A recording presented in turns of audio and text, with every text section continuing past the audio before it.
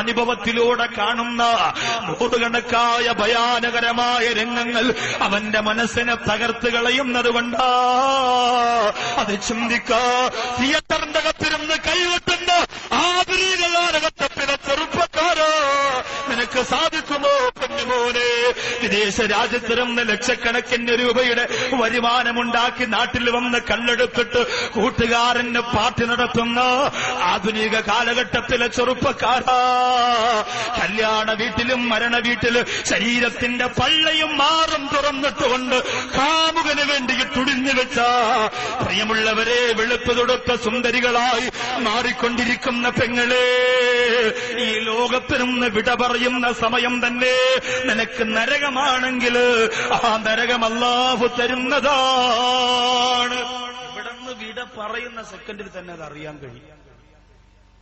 അതുകൊണ്ടാണ് ദുർമാർഗികളായ മയ്യത്ത് വിളിച്ചു പറയുമത്രേ, അയിന തദ്ഹബൂന ബിഹാ, മക്കളെ എന്നെ എവിടേക്കാ നിങ്ങൾ കൊണ്ടുപോവാ?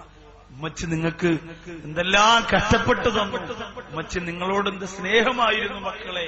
പക്ഷേ നിങ്ങൾക്ക് വേണ്ടി ജീവിച്ച ഉമ്മാക്ക് നിസ്കരിക്കാൻ സമയം കിട്ടിയില്ല.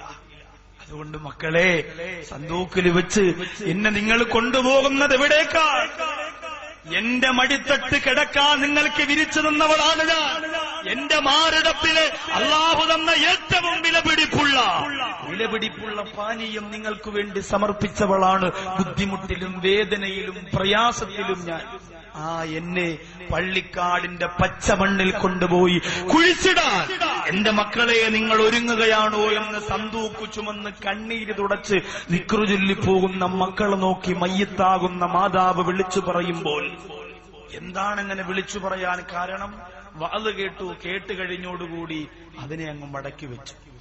ഇബാദത്തില്ല, ഒരു രസം പോലെ, ഒരു സുഖം പോലെ, ഒരു ആസ്വാദനം പോലെ മാത്രം കേട്ടവരാണെങ്കിൽ ജീവിതത്തിൽ ഒരു പരിവർത്തനവുമില്ലാതെ പണമുണ്ടാക്കുക, സുഖിക്കുക, രസിക്കുക, ജീവിക്കുക. അതിനപ്പുറം അല്ലാഹു എന്ന് പറയുന്ന അത്ഭുത ശക്തിയുടെ കീഴിൽ പൊരുത്തമുള്ള ഒരു ജീവിതം സമർപ്പിക്കാൻ മനസ്സ് അനുവദിക്കാതെ പിശാചിന്റെ പിന്നിൽ വാലാട്ടി നടന്നു പോയവർ ചോദിക്കും, എന്നെ എവിടെയാ കൊണ്ടുപോകുന്നത്? അവിടെ എനിക്ക് ജീവിതം വല്ലാത്ത ദുസ്സഹമാണ്. കബർ കുഴിക്കാൻ വേണ്ടി മൺവെട്ടി കൊണ്ട് കബർ ഇങ്ങനെ മണ്ണ് വെട്ടുമ്പോൾ മയ്യത്തിന്റെ നെഞ്ചിൽ തട്ടുന്ന വേദനയാണത്രേ ദുർമാർഗികളാണെങ്കിൽ. എന്നാൽ നല്ലവരാണെങ്കിലോ? അതിനോട് ഞാൻ ചോദിച്ചതാണ്, മൈലൂര് പള്ളിയുടെ അവസ്ഥയെന്താ? ഉസ്താദ് പറഞ്ഞു, എനിക്ക് നേരത്തെ ഉള്ള അവസ്ഥയറിയില്ല. പക്ഷേ ഉസ്താദെ, എന്റെ മനസ്സിൽ വല്ലാത്ത അത്ഭുതം തോന്നുകയാണ്.